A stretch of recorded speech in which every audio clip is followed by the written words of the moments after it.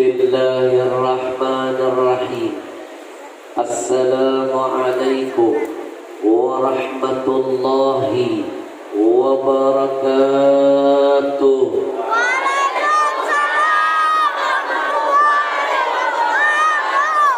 Alhamdulillahi wa kafa.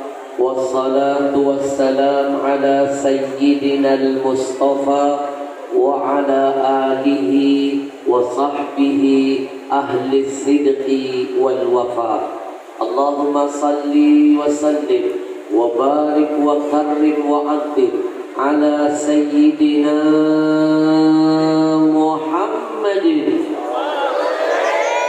wa ala alihi wa ashabihi ajma'in, amma ba'd. Yang kita cintai, kita muliakan segenap para alim ulama, para tuan-tuan guru, para masyayikh. Mohon maaf kalau saya tidak bisa menyebut satu persatu, tidak mengurangi rasa takdim dan hormat saya untuk beliau. Kita hantarkan doa yang indah untuk semua guru-guru kita. Semoga Allah sehatkan badannya, panjangkan umurnya, kuatkan imannya, dijaga semangat istiqamahnya. Amin ya rabbal alamin. Wabil khusus ucapan penghormatan yang terindah untuk orang tua kita semua, Haji Muhammad Suhaimi. Saya mohon keikhlasannya, kita hantarkan surah Al-Fatihah. Semoga Allah panjangkan umur beliau, Allah sehatkan badannya, diangkat penyakitnya, diberkahi usahanya, diberkahi anak cucunya, dan menjadi orang yang akan dibanggakan Rasulullah nantinya. Ala hadhihi semua dijamin keluarganya husnul khatimah. Al-Fatihah.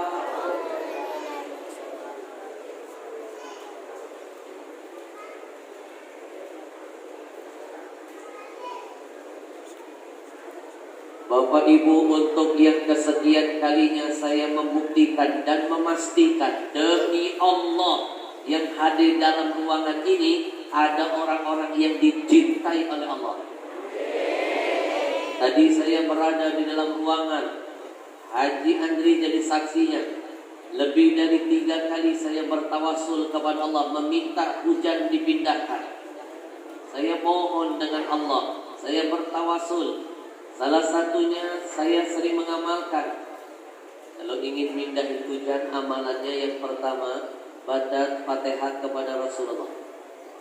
Yang kedua, kirim Fatihah buat keluarganya Rasulullah, Sayyidina Khadijah, Sayyidina Aisyah, Fatimah, Imam Ali, semua para khalifah, Abu Bakar, Umar, Uthman, Ali. Yang ketiga, kirim Fatihah khusus buat Imam Ja'far Shadiq.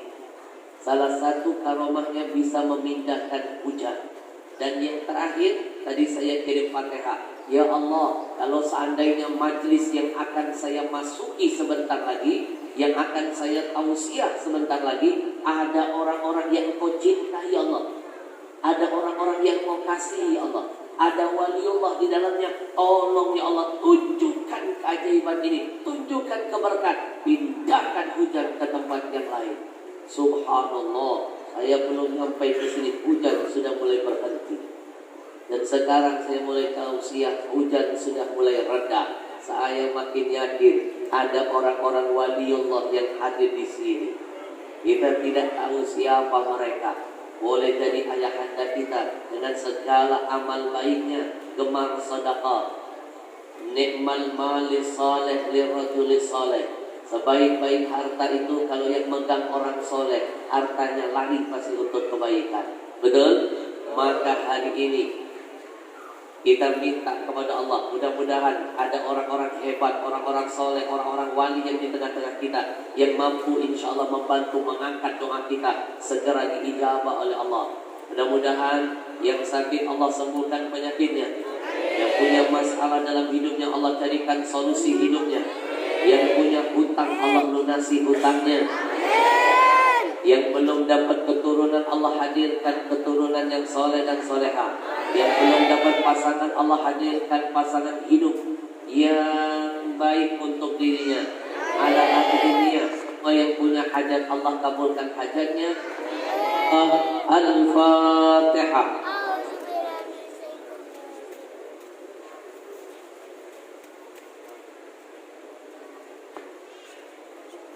Sallallahu ala Muhammad.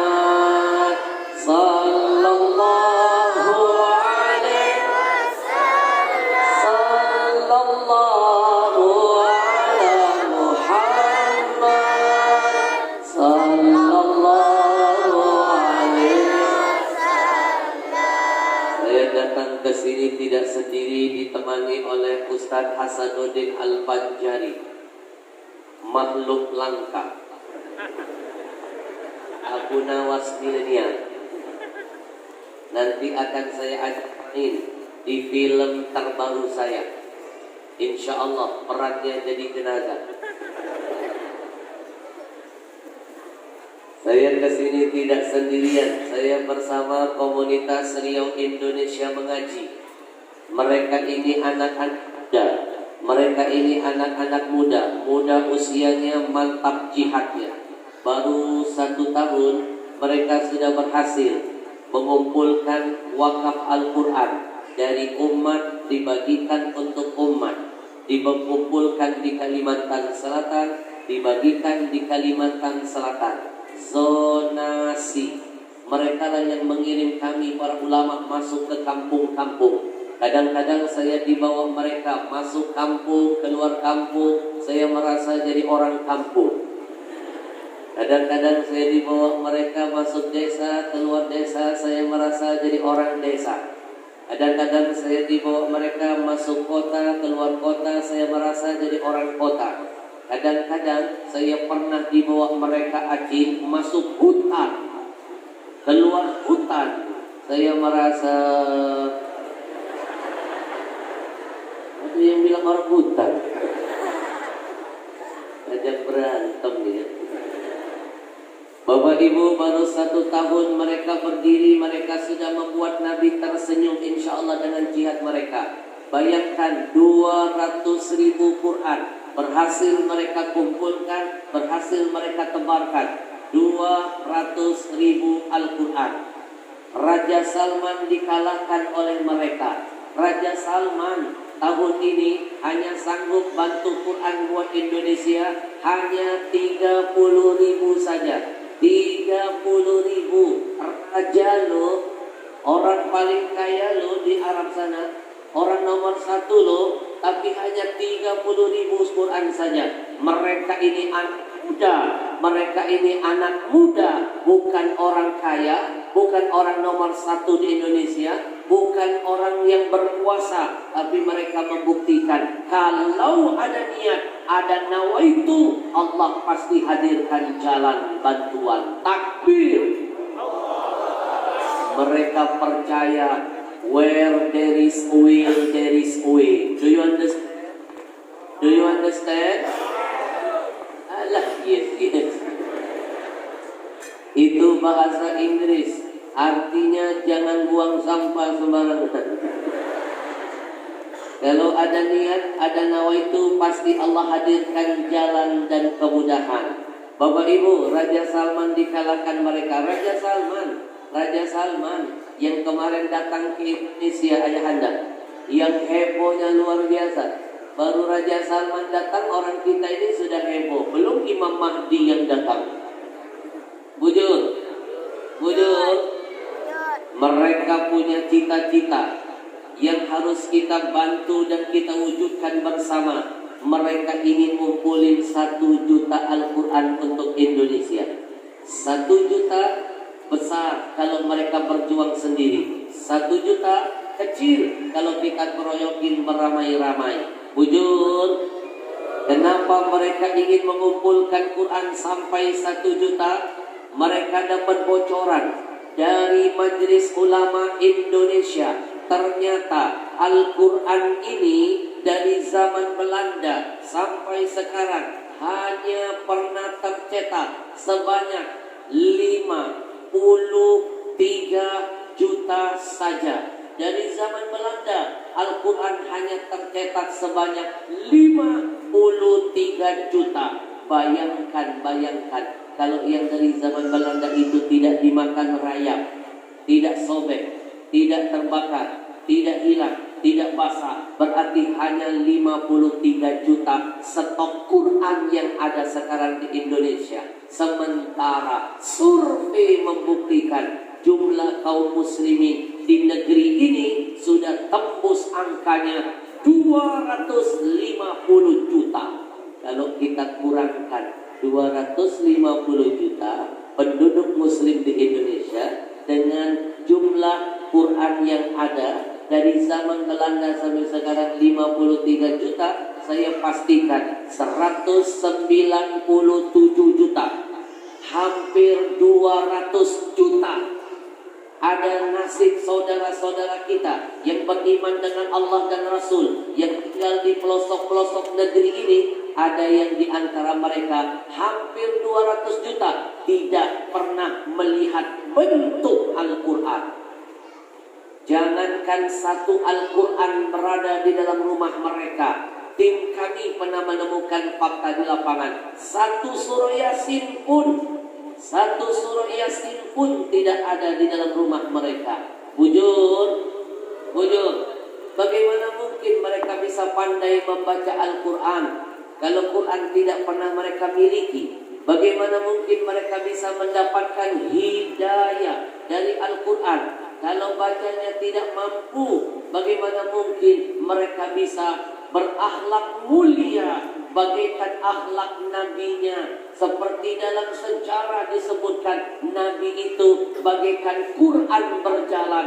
Kana khuluquhul Quran. Mimpi mereka bisa berakhlak seperti Nabi kalau Quran tidak pernah mereka miliki. Bujur, maka tidak ada pilihan lain. Kita bantu perjuangan anak muda ini. Kita bikin Nabi tersenyum. Karena Quran ini adalah mukjizat yang paling dibanggakan Nabi. Siapapun yang berjuang atas nama Al-Quran, Allah pasti bahagiakan dia karena dia sudah membahagiakan Nabi Muhammad.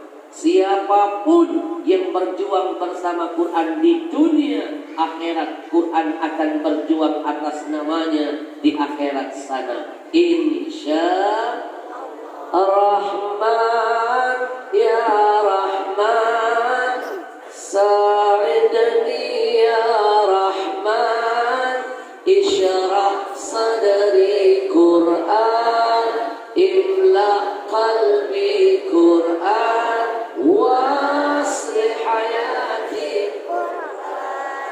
Bapak Ibu yang dimuliakan Allah, kalau kita tidak sempat lagi jadi penghafal Quran, usia sudah tua, ngafal surah sudah susah, jangankan ngafal surah, nama cucu sering lupa.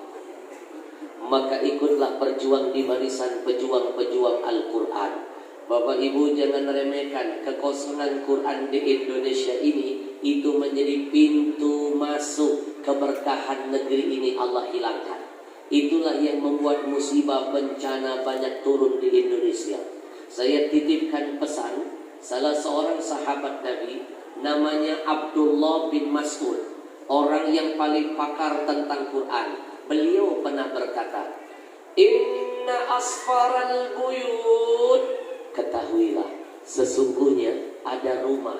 Rumah itu akan dipandang Allah sebagai rumah yang kosong. Kosong dari apa? Rahmatnya kosong dari apa? Berkahnya kosong dari apa? Kebahagiaannya kosong dari apa? Ampunannya kosong dari apa? Ketenangannya. Rumah yang seperti apa? Man safira min kitabillah, rumah yang kosong dari Al-Quran di dalamnya.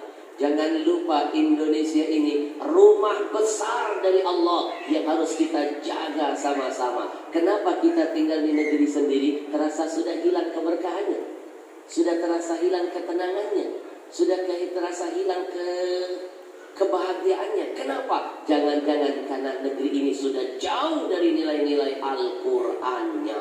Betul? Maka kita selamatkan NKRI, kita jaga negeri kita biar selalu senantiasa diberkahi Allah. Apalagi Kalsel yang kita cintai ini. Kita tidak ingin banjir yang pernah terjadi di Kalsel terulang untuk kedua kalinya. Saya bangga masuk ke Kalsel ini, bangga saya.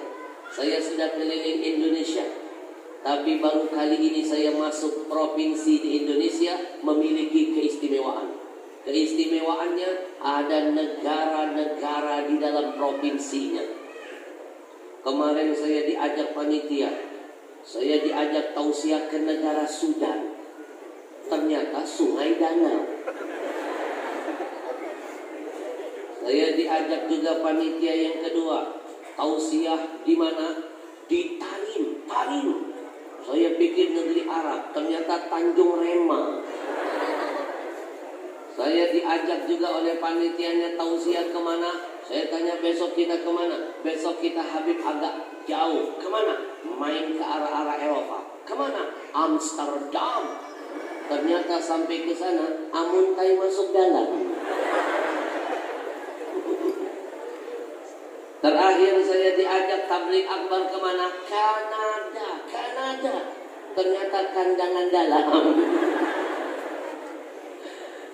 Senang saya melihat ayah anda kita tersenyum. Senyumnya orang tua bawa berkah buat kita. Alhamdulillah.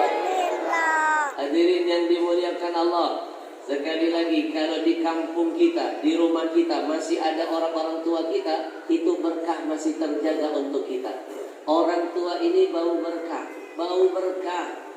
Al-barakah ma'a akabirukum. Kata Nabi, keberkahan dari Allah akan turun menghampirimu manakala masih ada orang-orang tua di sekitarmu.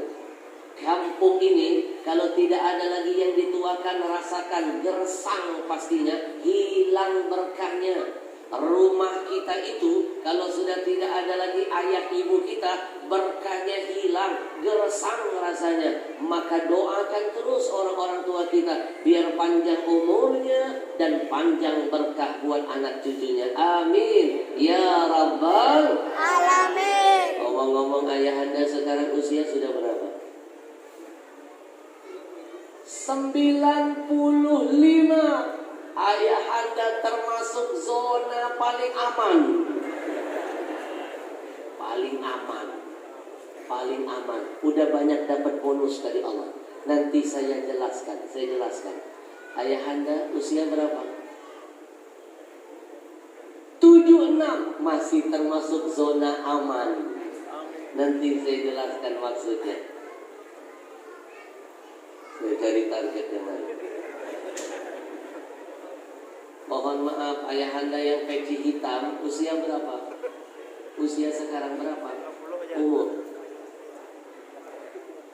60 tahun. Zona mendebarkan. Nanti saya akan jelaskan maksudnya. Mana lagi nih? Yang di belakangnya. Ayah anda, yang mana lah yang putih depan baju biru? Ya. Ayah anda berapa usia? 17? Usia berapa? Umur? Ini yang paling tua sampai lupa umur. Berapa usia? 60 tahun. Zona mengkhawatirkan. Sekarang saya jelaskan apa maksud ucapan saya. Ayah anda zona paling aman. Yang 60 zona mendebarkan. Nih saya jelaskan. Nabi seringkali memberikan kisi-kisi kehidupan. Anak-anak kita ini kalau akan ujian dapat bocoran soal kisi-kisi, pasti tenang menghadapi ujian. Betul? Pasti senang mengisi ujian. Pasti senyum menghadapi ujian. Pasti lulus nilainya besar. Begitu juga kehidupan. Kalau pandai membaca kisi-kisi hidup dari Nabi, insya Allah gak akan pernah khawatir ketika kematian menghampiri. Tidak akan pernah takut dengan pertanyaan apapun di alam barzakh. tidak akan pernah gentar ketika menyeberang di atas Siratal Mustaqim. Kenapa? Sudah dapat bocoran, sudah sedia payung sebelum hujan. Salah satu kisi-kisinya Nabi bocorkan. Bicara umur, dengarkan. Apa kata Nabi? A'maru ummati ma baina sittin wa sab'in. Kata Nabi. Ini yang ngomong Nabi loh, bukan saya. Kata Nabi, umur umatku itu nanti antara 70 tahun sampai 60 tahun. Umur umatku itu antara 60 tahun sampai 70 tahun. Ini yang ngomong Nabi loh. Mulai dari 60 tahun sampai 70 tahun. Ayahanda sudah lewat zona paling aman. Yang 60 tahun mencemaskan. Yang 65 tahun, dari 60 dapat bonus 5 tahun menuju ke 70 tahun, itu sisa 5 tahun. Maka lebih baik sedia payung sebelum hujan. Alhamdulillah. Dan salah satu payung yang akan membuat kita tenang berhadapan dengan Allah adalah siapkan amal terbaik kita. Dan amal yang terbaik itu tidak akan pernah putus, kata Nabi, sampai kiamat. Mayit akan menuai hasilnya. Salah satunya adalah wakaf Al-Quran. Bapak Ibu yang dirahmati oleh Allah, mereka punya cita-cita ingin ngumpulin 1 juta Quran. 1 juta Quran besar kalau mereka sendirian, kecil kalau kita keroyoki ramai-ramai. Mereka ingin meng-Al-Qurankan masyarakat dan memasyarakatkan Quran. Tak kenal maka tak sayang, tak sayang maka tak cinta. Kita akan saksikan sejenak video perjalanan dakwah mereka selama 1 tahun lamanya. Dan siapa saja yang jadi pembina para guru-guru di belakang mereka, kita akan saksikan sama-sama. Tim sudah ready? Silakan.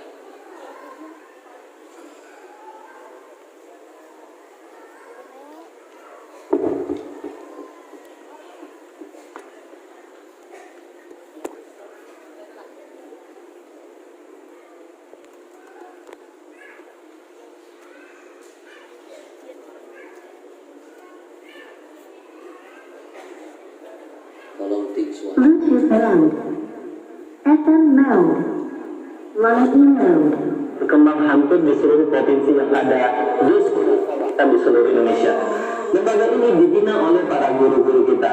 Ada Tuan Guru Ki Haji Tengku Zulkarnain, ada Syekh Muhammad Jabir, Habib Ahmad Aksi, dan juga Dr. Namik Nazar atau seorang. Kami bersama para guru kita bercita-cita menyebarkan 1 juta Al-Quran untuk setiap satu provinsi.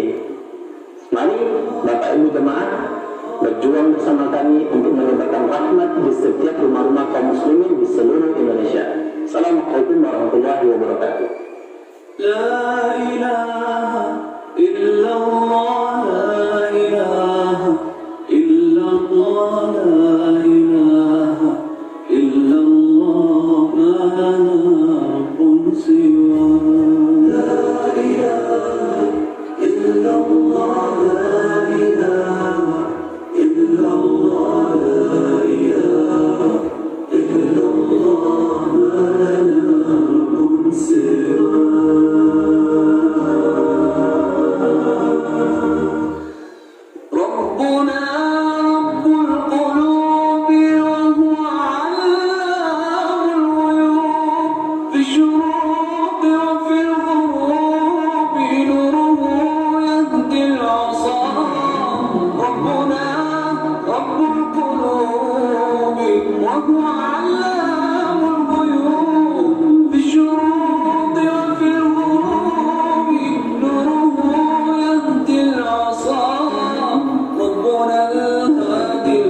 Assalamualaikum warahmatullahi ta'ala wabarakatuh. Saudara yang dimuliakan Allah, alhamdulillah hadir di tengah-tengah kita ada sekelompok anak-anak muda usianya tapi dahsyat jihadnya. Dalam waktu yang singkat mereka berhasil mengumpulkan ratusan ribu mushaf dan ditebar di seluruh bumi Nusantara. Mereka menamakan kelompoknya dengan sebutan Komunitas Riau Indonesia Mengaji. Mereka punya mimpi yang sangat indah. 1 juta Quran akan dikumpulkan dan ditebal. Jangan biarkan mereka berjuang sendirian. 1 juta untuk mereka besar, tapi ketika kita hadapi bersama-sama akan menjadi sesuatu yang kecil dan mudah.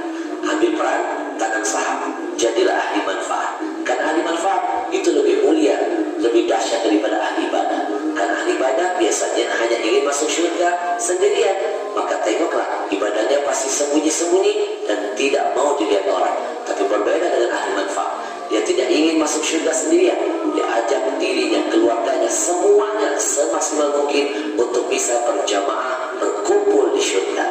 Maka Nabi ajarkan kepada kita, khairun nas anfa'uhum linnas, sebaik-baik manusia adalah manusia yang bisa menebar manfaat untuk siapapun yang ada di sekelilingnya. Ayo semuanya bersama-sama kita wujudkan mimpi mulia, kita bikin Nabi kita tersenyum dan bangga dengan kita. Assalamualaikum warahmatullahi wabarakatuh. Alhamdulillah telah hadir komunitas Riau Mengaji di Riau ini, yaitu fokus dalam pembahagian kitab suci Al-Quran, yaitu mengumpulkan dana, kemudian Al-Quran ini dibagi. Tujuannya adalah untuk menghidupkan masyarakat, karena Al-Quran adalah ruh. Apabila ruh adalah yang menghidupkan badan, maka Al-Quran adalah yang akan membangun kehidupan. Tanpa Al-Quran adalah kematian. Subhanallah, di setiap tempat, setiap masa, Allah Subhanahu wa Ta'ala menciptakan, mempersiapkan siapa yang selalu berkhidmat Al-Quran, selalu mensyiarkan Al-Quran. Dari ini Allah Subhanahu wa Ta'ala menciptakan, mempersiapkan anak-anak muda yang berjuang dalam program wakaf 1 juta Al-Quran. Mari kita sama-sama gabung khidmat Al-Quran, syiarkan Al-Quran bahkan di seluruh manusia. Saudara, siapa saja di antara kita yang muliakan Al-Quran, Allah akan muliakan dia dunia dan akhirat. Kepada segenap umat Islam yang ada di penjuru Nusantara, ayo sama-sama kita hidupkan kembali Al-Quran di tengah-tengah kita. Sungguh Al-Quran nantilah yang akan jadi penolong kita. Kita tengok sejarah, Mekah berubah setelah turunnya Al-Quran, Madinah berubah setelah turunnya Al-Quran. Ayo kita hidupkan kembali Al-Quran di tengah-tengah kita, dan itu bersama wakaf Al-Quran, bersama komunitas Riau Indonesia Mengaji. Alhamdulillah, sekarang saya sedang berada di Riau di Pekanbaru. Saya berjumpa dengan sebuah komunitas yang luar biasa. Apa yang mereka buat? Memikirkan bagaimana Al-Quran tersebar di setiap rumah Islam. Nah, mereka ini mengumpulkan dana daripada dermawan, daripada donatur-donatur, orang-orang yang sebaik mungkin. Dan mereka punya program wakaf 1 juta Al-Quran. Saya Ustaz Oren Namis Nazar bersama komunitas Riau Indonesia Mengaji. Ketika Rasulullah SAW bersabda, khairukum man ta'allama Al-Quran wa 'allamahu. Sebaik-baik kata Rasulullah yang mempelajari Al-Quran dan mengajarkan Al-Quran. Ini saya bersama pemuda Indonesia yang luar biasa, yaitu komunitas mereka di yang berada di seluruh provinsi di Indonesia dan program wakaf 1 juta Al-Quran. Mari kita support anak-anak ini, berjuang bersama mereka. Yang jelas saya menyampaikan, 1 wakaf Al-Quran yang kita lakukan, anak menghafal Al-Quran melalui wasilah wakaf Quran kita, berarti ini wakaf cerdas. Ketika kematian datang, Allah akan berikan cahaya kuburan kita.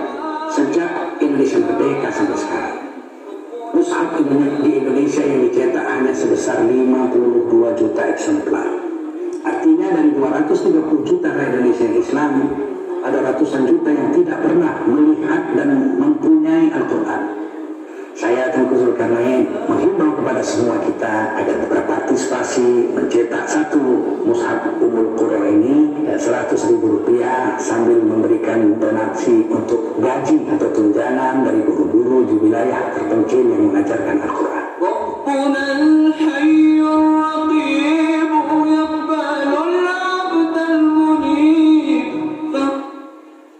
Bapak Ibu yang dimuliakan Allah, ini hanya sekilas perjuangan mereka. Ada yang lebih berat dan lebih dahsyat dari ini.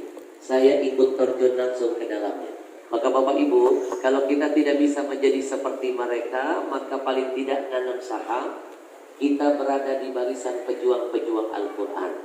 Hari ini, sebelum saya lanjutkan tausiah saya, kita bikin Nabi tersenyum yuk dengan jihad kita. Kita tanam saham akhirat, kita bantu perjuangan mereka selama 1 bulan safari dakwah di Kalimantan Selatan ini. Saya mulai dari diri saya sendiri, kita berikan infak yang terbaik, kita bantu perjuangan mereka hari ini. Kita bikin Nabi kita tersenyum dengan jihad kita. Berikan infak yang terbaik, pasang niat, mudah-mudahan Allah Subhanahu wa Ta'ala membuat kita berkah hidup dunia akhirat kita. Saya mulai dari diri saya sendiri. Nanti sorban ini berjalan, kita beri infak yang terbaik. 100.000 kecil ukuran dunia akan jadi besar ukuran nanti ketika kita berada di alam barzakh. Bapak Ibu, Berikan yang terbaik untuk Allah. Allah berikan yang terindah untuk kita. Bismillahirrahmanirrahim. Jangan takut, tidak akan berkurang harta yang disedekahkan. Bertambah, bertambah, bertambah. Itu janji Rasul kita. Berikan yang terbaik. Jangan lupa, Nabi berjanji ma'akalta fa'afnaita. Apa yang kau makan, kata Nabi, pasti busuk. Wa ma labista fa'ablaita. Apa yang kau pakai, kata Nabi, pasti lapuk. Wa ma tasaddaqta fa'amdaita. Apa yang kau sedekahkan kekal abadi selama-lamanya. Berikan infak yang terbaik.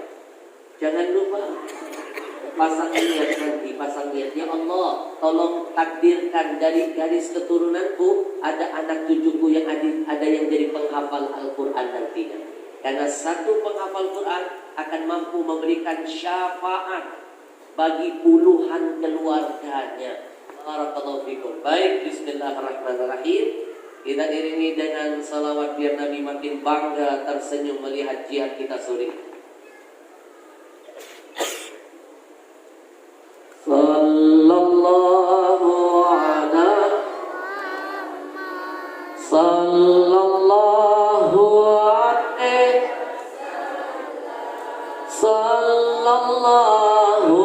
ala Muhammad sallallahu alaihi semua sallallahu ala sallallahu alaihi sallallahu ala Muhammad sallallahu alaihi sallallahu ala Muhammad sallallahu alaihi sallallahu ala Muhammad sallallahu alaihi.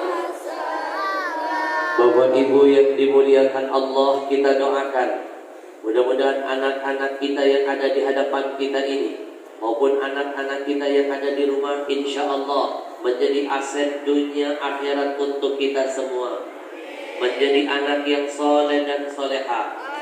Biar batin mohon maaf, mau tahu satu hari Nabi pernah duduk dengan para sahabat. Ketika Nabi duduk dengan para sahabat, Nabi bertanya, "Ma ta'udduna rakufikum?" Kata Nabi, "Wahai para sahabat, tahukah kalian siapa orang yang mandul menurut pandangan Allah? Siapakah orang yang mandul menurut pandangan Allah?" Salah seorang sahabat ada yang mengangkat tangan lalu menjawab, "Ya Rasul, alladzi la yuladu lahu." Orang yang mandul itu ya Rasul, pasti orang yang menikah enggak punya anak. Menikah bertahun-tahun tapi enggak punya keturunan. Itu maksudnya orang yang mandul ya Rasul. Mendengar itu Nabi tersenyum. Kata Nabi, "Laisa dzak birraqub." Bukan itu maksudnya orang yang mandul. Lalu sahabat bertanya, "Yang bagaimana maksudnya orang yang mandul?" Kata Nabi, orang yang mandul itu alladzi lam yuqaddim min waladihi syai'a. Dia menikah, banyak anaknya, tapi anaknya sayang tidak ada yang jadi soleh dan soleha. Anak banyak, tapi tidak bisa jadi aset dunia akhiratnya. Anak banyak, tapi tidak jelas ibadahnya. Anak banyak, tapi gak ada yang pandai baca Al-Quran. Itulah orang yang mandul nanti di hadapan Allah. Alhamdulillah, hari ini di hadapan kita Allah nampakkan sebuah contoh. Ayahanda kita punya 3 pesantren yang dibangun. Tadi saya dibisikkan beliau akan membangun pesantren yang berikutnya. Coba bayangkan berapa anak-anak beliau ini yang akan setiap detik jadi amal buat beliau. Ayahanda guru saya ulama besar di kota Palembang. Beliau tidak punya anak biologis, enggak punya anak biologis, tapi beliau punya pesantren, muridnya puluhan ribu. Bayangkan setiap detik muridnya selalu mengantarkan Al-Fatihah. Setiap kebaikan yang dilakukan muridnya jadi amal bagi guru saya. Saya setiap kali mau ceramah gak pernah lupa kirim Al-Fatihah buat guru saya. Maka berapa banyak amal ayahanda nantinya yang akan jadi tabungan saldo akhirat. Karena santri-santri yang sekolah, yang ayahanda bangun pesantren, setiap detik dia ibadah, setiap malam dia berzikir, setiap saat dia baca Quran, itu jadi amalan yang dahsyat, tabungan nanti buat ayahanda di alam barzah. Alhamdulillah. Bapak Ibu, Ibn Mubarak, ulama besar di zamannya, pernah menitipkan pesan, wallah la a'lam afdalu darajatan ba'dan nubuwah min batin ini. Kata beliau, demi Allah, saya tidak menemukan ada derajat paling tinggi di bawah derajat kenabian kecuali siapapun yang berjuang untuk membantu tersebarnya ilmu Allah. Lihat ayahanda kita dengan segala jihad potensi kekayaannya disebarkan untuk bangun pondok, bikin majelis, bikin kebaikan. Ini sama saja membantu Allah, sudah menyebarkan ilmu-ilmu Allah tersebar di muka bumi. Derajat ayahanda itu lebih tinggi dari yang lain, di bawah derajat kenabian. Takbir. Bapak Ibu yang dimuliakan Allah, nikmal mali saleh li rajuli saleh, sebaik-baik harta kalau yang megang orang soleh, larinya pasti untuk kebaikan. Alhamdulillah. Bapak Ibu, mulai hari ini siapkan bekal terindah. Mau jadi apa kita nanti berada, mau jadi apa keadaan kita ketika sakaratul maut, roh keluar dari jasad kita. Jawabannya siapa yang ada di sekeliling jasad kita? Anak-anak kita. Mau jadi apa kita nanti ketika kita berada di alam barzah? Jawabannya siapa anak-anak kita. Mau jadi apa kita ketika akan menyeberang siratal mustaqim sampai ke surga? Jawabannya siapa yang sering beramal dan mendoakan kita. Wujud. Satu hari Nabi pernah bercerita di hadapan para sahabat. Mohon maaf, hari ini saya banyak ditanya karena saya lihat depan saya banyak makhluk halus tuh. Anak-anak ini suka cerita. Kalau kita ceramah nggak pakai cerita, nanti kita yang ceramah, mereka yang bercerita. Maka saya banyakin cerita-cerita buat anak-anak. Jangan anggap remeh. Cerita itu memiliki kekuatan. Buka Al-Quran. Isinya 3/4 lebih banyak cerita. Bahkan Nabi disuruh oleh Allah bercerita, wa kullan naqussu 'alaika min amba'ir rusul ma nuthabbitu bihi fu'ada. Allah saja menggunakan metode bercerita kepada Nabi tentang nabi-nabi sebelumnya karena cerita bisa menguatkan hati.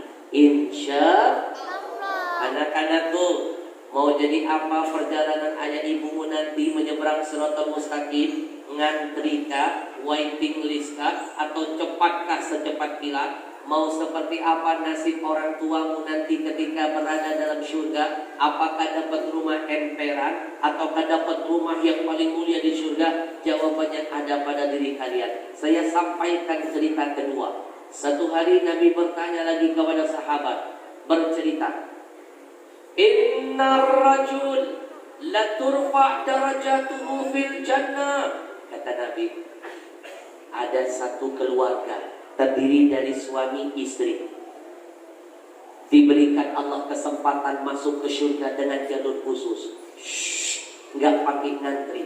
Lalu nyampe ke surga dikasih tempat paling indah.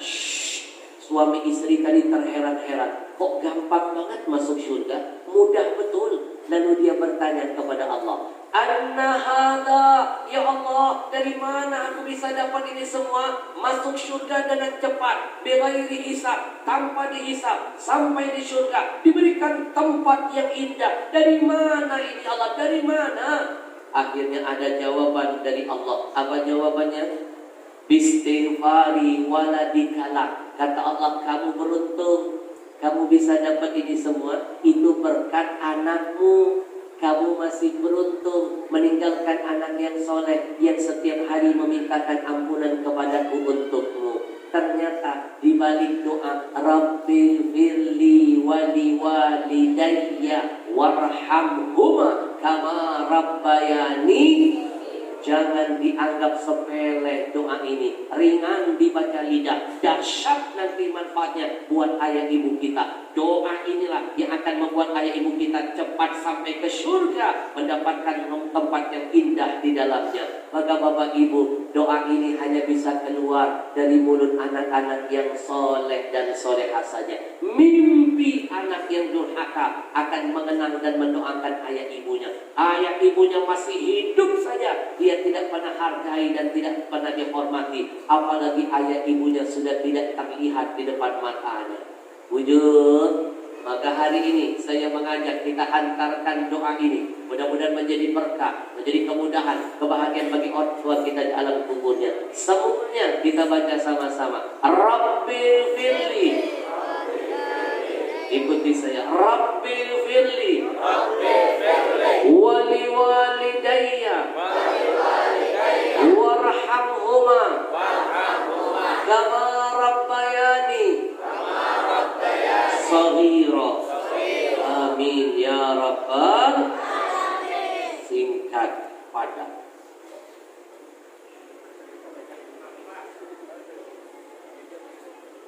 Jangan heran kalau ada penceramah baru mulai ceramah suka lihat jam tangan, itu cuma teknik saja. Sebenarnya dia lagi mikir habis ini mau ngomong apa. Senang ayah anda tersenyum bahagia. Ajib, lanjut. Yang kompak dong, lanjut. Tenang, ini baru pembukaan. Itu pun baru pembukaan 1. Masih ada pembukaan 9. Sekali lagi saya titip pesan, mau jadi apa kita? Jawabannya siapa anak-anak kita yang kita tinggalkan setelah wafat kita. Siapa yang tidak ingin ayahanda ketika nanti ajal detik-detik akan menghampirinya, malaikat maut sudah ada di sekelilingnya, detik-detik roh berpisah dari jasadnya, ketika sakaratul maut, anaknya mendampingi tubuhnya sambil membimbing ayahnya menyebut kalimat talqin. Anaknya berkata, ayah, ibu yang tenang. Ayah sebentar lagi akan berjumpa dengan kekasih ayah. Ayah, saya akan bimbing detik ini ayah dengan kalimat tauhid. Mudah-mudahan kalimat ini akan menjadi kunci buat ayah untuk bisa sampai ke surga Allah. Dibimbing kita, dituntun kita. Sang anak berkata, ayah, ibu, dulu ketika saya baru belajar ngomong, ayah ibu yang pertama kali mengajarkan saya tentang nama lafaz Allah, lafaz Muhammad. Hari ini saya akan pergunakan itu. Saya akan membimbing ayah dan ibu untuk bisa menyebut kalimat La ilaha illallah Muhammadur Rasulullah. Dia bimbing orang tuanya sampai matanya tertutup. Kalimat itulah yang menempel di lisan ayah ibunya. Ingat kata Nabi, siapa yang tutup mata berhasil menyebut kalimat ini, maka dakhalal jannah, pasti akan masuk surga. Mimpi kita bisa menyebut itu kalau anak kita kanan kirinya enggak soleh. Jangan dianggap gampang. Ketika orang sakaratul maut itu setan sedang berkeliling di samping jasad kita, berusaha untuk membuat kita linglung, bingung. Kalau bisa jangan menyebut kalimat tauhid. Disitulah setan merekrut member-member barunya. Makanya lihat orang kalau sakaratul maut matanya kosong mandang ke atas. Kenapa? Dibikin linglung oleh setan. Disitulah tempat yang paling penting. Sang anak mendampingi ayah ibunya, menuntun setiap napasnya. Kalau bisa jangan tutup mata kecuali menyebut kalimat La ilaha illallah. Semuanya La ilaha illallah. La ilaha illallah. La ilaha illallah. La ilaha illallah. La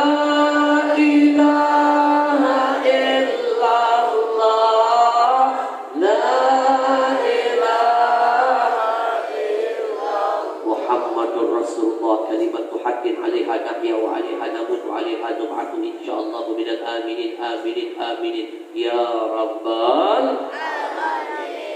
Siapa yang tidak ingin punya cita-cita yang indah seperti ini? Ketika jasadnya terpisah dengan ruhnya, detik-detik tubuhnya akan dimandikan jenazahnya, anaknya yang membersihkan jasadnya. Anaknya paham cara memandikan jasad ayah ibunya. Dia ambil air, dia tatap jasad ayah ibunya sambil berkata, ayah, ibu, istirahatlah yang tenang. Kalau dulu ayah ibu yang memandikan tubuh saya, hari ini saya yang akan memandikan tubuh ayah dan ibu. Demi Allah, setiap tetes air yang nanti akan menyentuh tubuh ayah dan ibu, saya akan iringi dengan istighfar. Saya mintakan ampunan dari Allah buat ayah dan ibu. Dia ambil air, dia basahi tubuh kita. Seketika itu kita akan merasa lega, sudah berjumpa dengan Allah dan Rasul kita. Wujud, wujud. Siapa yang tidak ingin punya harapan seperti ini? Ketika jasadnya akan dibungkus dengan kain kafan putih, anak kandungnya mengerti cara membungkus jasad ayah ibunya. Dia siapkan kain kafan, dia tatap wajah orang tuanya sambil berkata, ayah, ibu, kalau dulu di masa saya masih kecil, ayah ibu yang memakaikan pakaian ke tubuh saya.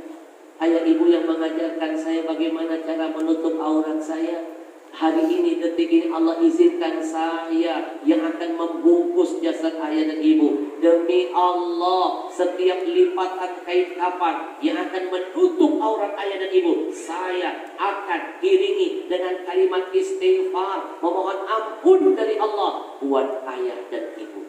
Siapa yang tidak bahagia melihat anaknya yang melakukan ini kepada dirinya? Ketika kain kafan sudah membungkus jasad kita, siapa yang tidak ingin ketika jenazah kita sudah akan siap dilepaskan menghadap Allah, semua orang sudah siap akan mensolatkan jasad kita, anak kita tampil ke depan jadi imam buat jasad kita. Demi Allah, lebih afdal anak kita, darah daging kita yang melepas kepergian kita menghadap Allah Tuhan kita. Anak kita, darah daging kita yang menjadi imam melepas kepergian kita berjumpa dengan Rasulullah, akan lebih bangga hati kita. Sebelum dia angkat takbir, dia izin dengan gurunya, guru, tidak mengurangi rasa hormat saya kepada guru. Izinkan detik-detik terakhir ini agar saya bisa membuat orang tua saya makin bangga nanti berjumpa dengan Rasulullah. Biarkan saya jadi imam buat orang tua saya. Sebelum dia angkat takbir, dia katakan kepada kita, ayah, ibu, istirahatlah yang tenang. Ini perpisahan kita sesaat. Nanti kita akan berjumpa di dalam syurga bersama Rasulullah. Demi Allah, saya tidak akan pernah melupakan ayah dan ibu. Di dalam sholat saya, dalam sujud saya akan terus menghantarkan doa, memohon ampunan dari Allah buat ayah dan ibu. Begitu sang anak mengangkat takbirnya, Allahu Akbar, seiring itu si mayit akan merasa lega, bangga, bahagia karena sudah memiliki aset terindah, anak-anak yang soleh bagi dirinya. Bapak Ibu, siapa yang tidak ingin punya cita-cita seperti ini? Sallallahu ala sallallahu alaihi sallallahu ala Muhammad sallallahu alaihi wasallam. Bapak Ibu, siapa yang tidak hancur hatinya ketika jasad terpisah dengan ruhnya, anaknya tidak mampu membimbing jasad ayah ibunya menyebut kalimat tauhid. Anaknya cuma duduk di luar, cuma dengerin musik-musik saja. Betapa hancur hati si mayit ketika yang memandikan jasadnya bukan anak cucunya, tapi orang-orang lain yang tidak dia kenal sebelumnya. Siapa yang hancur, yang tidak hancur hatinya ketika yang mengkafankan jasadnya justru bukan anak cucunya, tapi orang-orang lain yang tidak ada hubungan darah dengannya. Siapa yang tidak hancur hatinya ketika jasadnya dibaringkan di tengah rumah, yang membaca Quran, menghadiahkan Quran, bukan keluar dari suara anak cucunya, tapi dari orang-orang yang ada di sekitar rumahnya. Bapak Ibu, saya pernah menghotangkan satu Al-Quran ketika kakek saya, nenek saya wafat. 30 juz saya khotangkan di samping jasad kakek dan nenek saya. Sepanjang malam saya tidak tidur. Siapa yang tidak ingin yang menemani jasad kita di tengah rumah terkujur lesu adalah Al-Quran. Adalah Al-Quran 30 juz yang dibacakan anak cucu kita. Siapa yang tidak hancur hatinya? Nanti ketika jenazahnya akan disolatkan, anak cucunya, darah dagingnya tidak paham cara mensolatkan jenazah, yang melepaskannya pergi menghadap Allah, pindah ke alam akhirat, alam yang sebenarnya, yang selama-lamanya adalah orang lain yang tidak ada hubungan darah dengannya. Hancur hati si mayit ketika itu. Anaknya cuma duduk di luar, pakai baju hitam, main handphone, cuma modal nangis doang. Demi Allah, sebanyak apapun tangisannya, tidak akan bisa membuat ayah ibunya tak senyum berjumpa dengan Allah dan Rasulnya. Makanya Bapak Ibu, mumpung Allah masih berikan kita kesempatan, mumpung Allah masih sehatkan badan kita, persiapkan anak-anak kita ini menjadi juru penyelamat kita, menjadi asbab keberkahan buat kita dunia dan akhirat kita. Insya Allah. Sallallahu ala Sallallahu alaihi Sallallahu.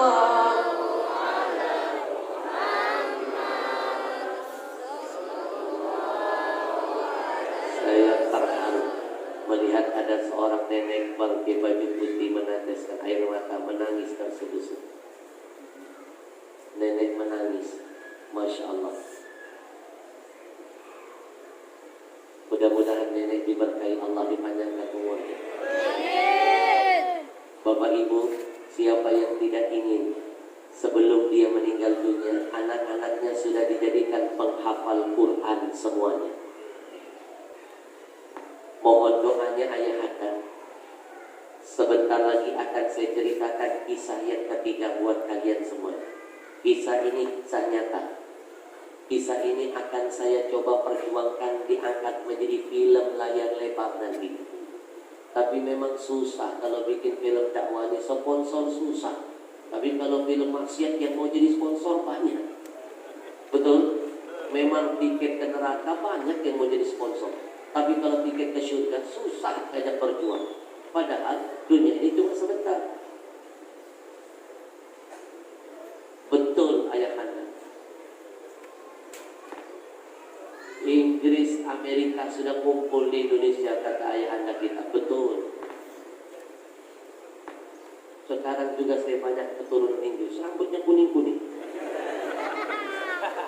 Padahal orang Melayu, rambut kuning, makan nasi kuning, gigi kuning. Ayahanda, ini kisah nyata yang akan saya perjuangkan jadi film layar lebar dakwah saya yang kedua. Kisah nyata ini terjadi di pondok pesantren kami di Palembang, Sumatera Selatan. Kejadiannya di bulan suci Ramadan. 20 santri kami masih kecil-kecil seperti ini, hafal Quran semuanya, kami kirim ikut lomba hafalan Al-Quran yang waktu itu diadakan oleh wali kota setempat. Dari pondok menuju ke tempat lomba, santri kami naik mobil lewat jalur darat. Selesai lomba, tengah malam, inisiatif ketua rombongan, biar anak didik kami tidak terlalu lama sampai ke pondok, mereka mengambil jalan pintas menyeberang Sungai Musi. Karena pondok kami persis di pinggir Sungai Musi. Mereka naik sampan, ketek, perahu, bahasa Arabnya markabun, bahasa Inggrisnya kelotok. Orang Inggris juga. 20 santri naik kelotok. Manusia punya rencana, Allah Maha merencanakan. Begitu sampai di tengah sungai, kelotok bocor. 20 santri kami yang kecil-kecil tenggelam dalam sungai. Dan kami baru sadar, dan dari 20 santri itu hanya ada 17 santri saja yang bisa berenang. 3 santrinya ketahuan tidak bisa berenang. Dan ketiga-tiga santri yang tidak bisa berenang itu tenggelam dalam sungai. 4 malam 3 hari, jenazah mereka baru ditemukan di tempat yang berbeda-beda. Sekali lagi, 4 malam 3 hari tenggelam dalam sungai. Padahal ketiga-tiga santri kami yang jadi korban itu, seorang anak kecil hafal 10 juz Al-Quran. Korban kedua, anak kecil juga hafal 20 juz Al-Quran. Korban ketiga, paling kecil badannya, paling muda umurnya, tapi paling hafalannya, paling banyak hafalannya, 30 juz Al-Quran. Tiga-tiganya jadi korban. Jenazah mereka baru ditemukan 4 malam 3 hari setelahnya. Jenazah mereka baru ditemukan 4 malam 3 hari setelahnya di tempat yang berbeda-beda. Acil, begitu diangkat satu persatu jenazah mereka, apa yang terjadi? Kami melihat tanda-tanda kebesaran Allah. Innaka la tukhliful mi'ad. Allah tidak akan ingkar dengan janjinya. Apa saja janji Allah? Di antaranya kata Allah, kami yang telah menurunkan Quran, wa inna lahu lahafidun, kami yang pasti akan menjaganya. Ternyata makna lahafidun bukan hanya Quran yang akan dijaga. Insya Allah yang mau jadi donaturnya dijaga, yang mau ikhlas mengajarkannya dijaga, yang mau ikhlas mengajarkannya dijaga, yang mau semangat mempelajarinya dijaga Allah. Bahkan yang mau menghafal dan mengamalkannya akan dijaga oleh Allah, dunia sampai akhiratnya. Acil, 4 malam 3 hari jenazah anak-anak didik kami ketika ditemukan, diangkat satu persatu. Apa yang terjadi? Begitu diangkat, ada keanehan terjadi. Acil, begitu diangkat jasad mereka, ada keanehan. 4 malam 3 hari tenggelam dalam sungai. Begitu diangkat, apa yang terjadi? Ada keanehan. Saya tahu pasti penasaran. Ini teknik ceramah terbaru, bikin mereka penasaran. Di mana-mana, siapapun yang tenggelam dalam sungai, jangankan berhari-hari dan bermalam-malam, sebentar saja tenggelam, pasti 3 hal terjadi pada tubuhnya. 1, membengkak. Kenapa membengkak? Banyak kadar air masuk ke dalam tubuh. Kedua, membiru. Kenapa membiru? Dia akan terombang-ambing, terbawa arus yang sangat deras, berbenturan dengan benda keras di dalam sungai. Ketiga, membusuk. Tapi ketiga-tiga santri kami 4 malam 3 hari, begitu diangkat jasad mereka, Maha suci Allah. Apa yang terjadi? Ada keanehan. 1 hari sebelum tragedi santri kami tenggelam, 1 hari sebelumnya ada cerita yang hampir serupa. Seorang wanita cantik bunuh diri, terjun dari jembatan Ampera, terjun ke sungai yang sama di mana santri kami tenggelam. 1 hari sebelumnya, wanita cantik ini patah hati karena ditinggal pergi calon suaminya. Gedung sudah disewa, catering sudah dibayar, undangan pernikahan sudah ditebak, tapi calon mempelai laki-lakinya meninggalkannya. Dia patah hati, dia bunuh diri, dia terjun ke sungai yang sama. Belum nyampe 1 hari 1 malam, jasad wanita yang tadinya cantik begitu diangkat berubah jadi bengkak, biru, busuk sekujur tubuhnya. Tapi santri kami yang hafal 10 juz, 20 juz, 30 juz, 4 malam 3 hari tenggelam dalam sungai, begitu diangkat jasadnya, Maha suci Allah. Apa yang terjadi? Ada keanehan. Sampai-sampai ada petugas air sungai bersumpah, Demi Allah Habib, 15 tahun saya bekerja di Pemda ini ngurusin orang-orang tenggelam. Baru satu kali ini saya melihat dengan mata, mendengar dengan telinga, memegang dengan kedua tangan. Ada anak kecil bermalam-malam, berhari-hari tenggelam. Jangankan tubuhnya dijaga Allah, pakaiannya masih membungkus menutup auratnya. Orang di mana-mana kalau tenggelam, kalau sudah berhubungan dengan air, celana kemana, baju kemana. Betul? Lihat, jangankan tenggelam, kasus korban tsunami. Contoh, seperti di Anyer, ada yang lagi jingkrak-jingkrak di panggung artis, disambar air laut dari belakang. Hitungan detik, itu meninggal dunia. Begitu ditemukan jasadnya telanjang, bajunya hilang, celananya hilang. Padahal yang dia pakai celana jin. Celana jin itu ketat, harusnya kena air makin melekat. Ini celana jinnya hilang. Sekali lagi, dia pakai celana jin padahal. Kemarin ada nenek-nenek bingung, angkat tangan. Habib, kalau dia pakai celana jin, lalu jin pakai celana siapa? Macam-macam ini.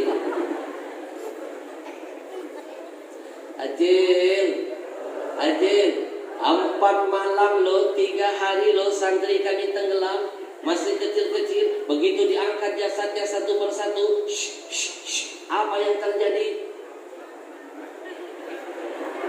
Ada keanehan.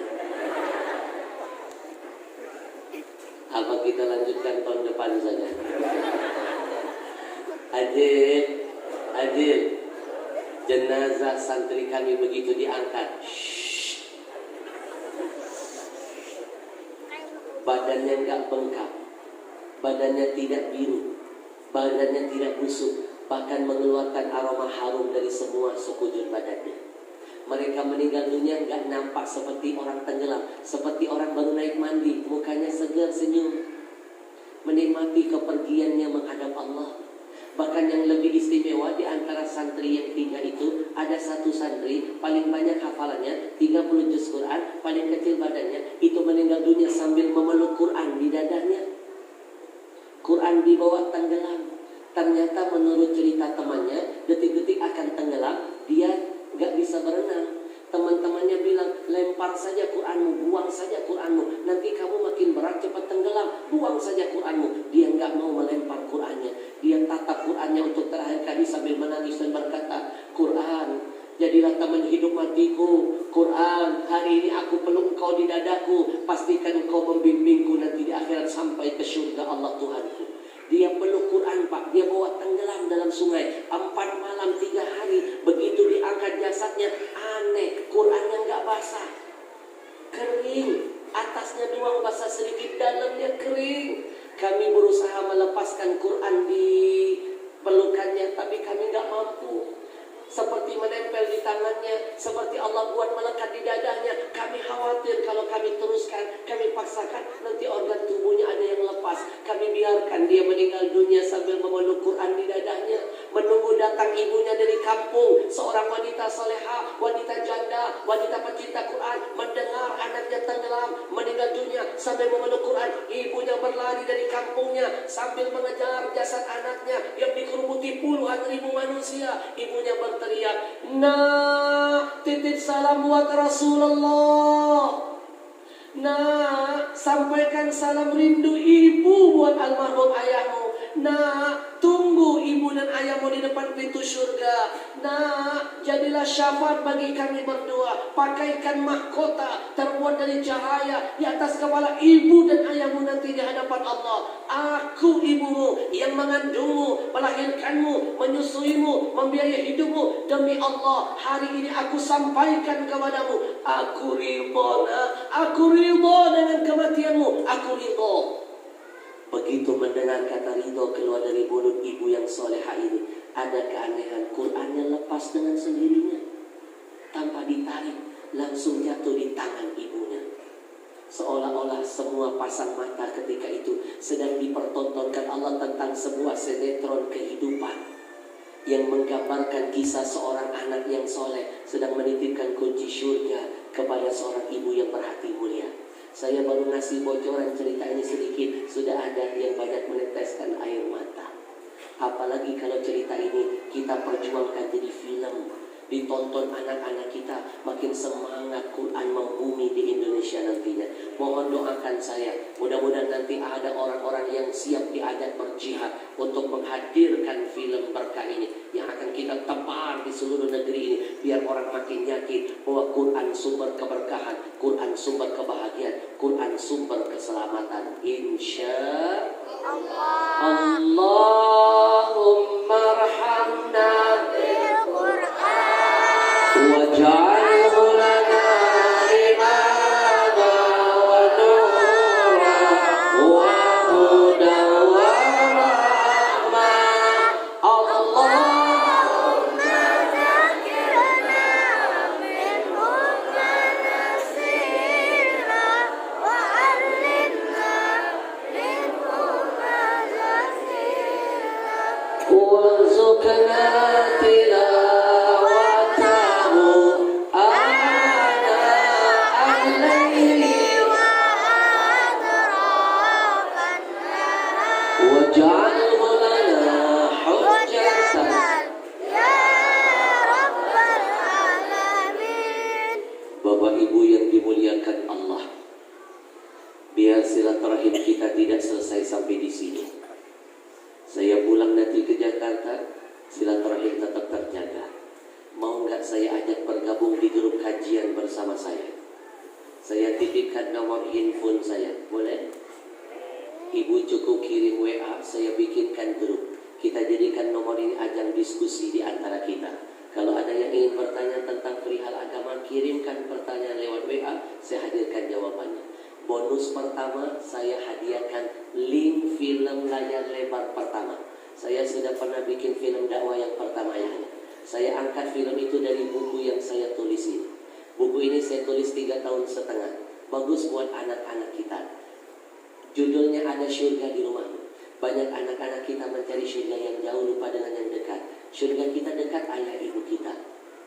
Anak-anak kita lihat, orang tua masih hidup malas mencium tangannya, pipinya, keningnya. Ketika sudah wafat sibuk mencium batu nisannya. Orang tua masih hidup gak pernah punya waktu mengunjunginya. Ketika sudah wafat sibuk mendatangi kuburannya. Orang tua masih hidup gak pernah mau ngobrol, mendengarkan suaranya. Orang tua sudah masih hidup gak mau ngobrol, dengerin suaranya, ngomong dengannya. Setelah sudah wafat baru sibuk ngajak ngomong kuburannya. Itu namanya mencari syurga yang jauh, lupa dengan yang dekat. Bapak Ibu, ini buku sudah saya angkat jadi film. Nanti saya bagikan link filmnya lewat WA. 4 episode, tinggal klik, tonton, ajak anak keluarganya sampai selesai tonton filmnya. Saya pastikan nonton film saya nggak cukup bawa tisu, bawa kanibu, menangis nanti, terharu. Filmnya keren sekali. Silakan tonton filmnya. Mau saya bagikan linknya gratis? Tapi janji ya, tonton sampai 4 episode. Kalau sudah tonton jangan lupa dong like, share, and subscribe.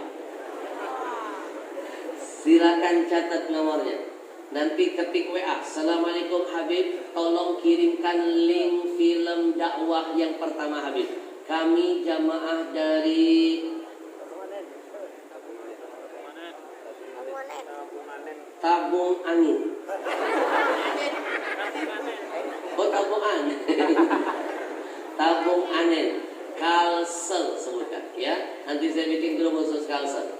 Baik, silakan catat 08 53 2729 2729 lagi 0853 2729 2729 0853 2729 2729 0853 2729 2729 lagi. Baik, segerakan WA, nanti saya hadirkan film-film dakwah dan video-video tausiah singkat saya. Baik, Acil, tapi hanya boleh WA ya, no miss call, no video call. Karena seringkali jam 3 subuh nenek-nenek ngajak video call. Cukup tulis WA saja. Silakan, biar nanti kita jadi keluarga dunia akhirat insyaallah. Baik Bapak Ibu, kita akan masuk di segmen yang terakhir. Segmen yang akan menyempurnakan iman kita dengan amal. Innal ladzina amanu wa amilus. Hari ini kita akan diajak beramal. Amal yang satu-satunya akan menemani kita di alam barzakh. Kita akan diajak berwakaf Quran. Kabar baiknya, yang ingin ikut wakaf Quran sekarang dikasih kemudahan ayahanda, tidak harus bayar tunai, cukup angkat tangan. Yang gak bawa duit gak usah repot-repot bayar tunai, cukup angkat tangan, dicatat nama kita, diambil nomor handphone kita, dititipkan nomor rekening yayasan mereka. Nanti pulang dari tempat ini, besok, lusanya boleh ditransfer. Masih punya waktu menabung, masih punya kesempatan mengajak anak istri bergabung gotong royong. Bapak Ibu, saya titipkan pesan, jangan sampai nggak ikut program wakaf. Kalau nggak bisa program wakaf Quran yang banyak, mengikuti yang kecil. Paling nggak jadi amal buat kita. Niatkan yang pertama, pahala wakaf Quran, niatkan buat orang tua yang masih hidup, dipanjangkan umurnya, diangkat penyakitnya, dikuatkan ibadahnya, diwafatkan husnul khatimah. Niatkan pahala wakaf Quran kita hari ini menjadi bekal anak kita jadi penghafal Quran nantinya. Niatkan pahala wakaf Quran hari ini jadi cahaya buat orang tua kita dalam kuburnya, jadi teman setia dalam barzahnya, jadi syafaat buat orang tua di ila yaumil qiyamah. Bapak Ibu, jangan bermimpi besok kita mati, anak cucu akan berwakaf atas nama kita. Kalau kita nggak pernah wakaf atas nama ayah ibu kita. Kalau ingin tahu besok panen apa, tanya hari ini sudah nanam apa. Jangan mimpi panen padi kalau yang ditanam cuma rumput ilalang saja. Nabi yang menyuruh kita, limautakum, sering-sering kasih hadiah buat mayit-mayit kamu. Sahabat bertanya, wama hadiyatul amwat, apa hadiah buat mayit? Ada dua, satu sedekah, dua doa. Dan sedekah yang paling besar pahalanya, sedekah atas nama ayah ibu kita. Baik Bapak Ibu, fastabiqul khairat, berlomba-lomba dalam kebaikan. Nanti kita akan dengarkan dulu berapa nilai wakaf satu Qur'annya dan apa saja yang akan diberikan sebagai penghargaan bagi yang berani berwakaf di angka tertinggi. Kemarin beliau ayahanda, Abang Andri, wakafnya lebih dari 200 Qur'an. 2 tempat, 100 niat untuk keluarga. Masya Allah, kalau kita keroyokin begitu 1 juta, gampang kita wujudkan se-Indonesia ini. Betul? Baik, silakan Qadri. Baik Bapak Ibu, nilai wakaf satu mushaf itu, nilai wakaf ya Bapak Ibu, bukan harga Quran. Nilai wakaf satu mushaf itu 100.000. Dalam nilai 100.000 itu ada nilai pembinaan. Pembinaannya dimaksud itu ada yang pertama honor untuk guru-guru mengaji di wilayah terpencil. Dan yang kedua itu untuk biaya pendistribusian Al-Quran wakaf itu sampai kepada tangan-tangan orang yang siap membaca Quran kita. Sekali lagi, bukan beli Quran dan bukan jual Quran. Ini adalah program wakaf. Nilai wakaf satu mushaf itu 100.000. Baik, bagi Bapak Ibu yang ikut dalam program wakaf kita pada sore hari ini, di angka tertinggi kita akan berikan 2 cenderamata. Yang pertama kita berikan sebuah mushaf, sebuah sertifikat yang langsung di brand, ditandatangan oleh Tuan Guru kita Habib Ahmad Al-Habsyi. Dan yang kedua kita berikan sebuah Al-Quran yang langsung di-brand oleh komunitas Riau Indonesia Mengaji. Jadi bagi Bapak Ibu yang ikut dalam program wakaf kita, nanti akan kita berikan 2 cenderamata ini. Sekali lagi Bapak Ibu tidak perlu bayar, niat saja. Nanti ada tim kita yang akan menghampiri Bapak Ibu semua. Nanti akan diberikan cendeраmatanya. Insya Allah itu akan menjadi amal bagi kita. Demi Allah, Al-Quran tidak butuh kita, tetapi kita yang membutuhkan Al-Quran, kita yang membutuhkan syafaat Quran. Baik, dengan mengucapkan Bismillahirrahmanirrahim, kita mulai lelang wakaf Al-Quran ini di angka tertinggi dulu. Insya Allah semakin besar kebaikan yang kita lakukan, semakin banyak pahala yang Allah berikan kepada kita. Bismillah.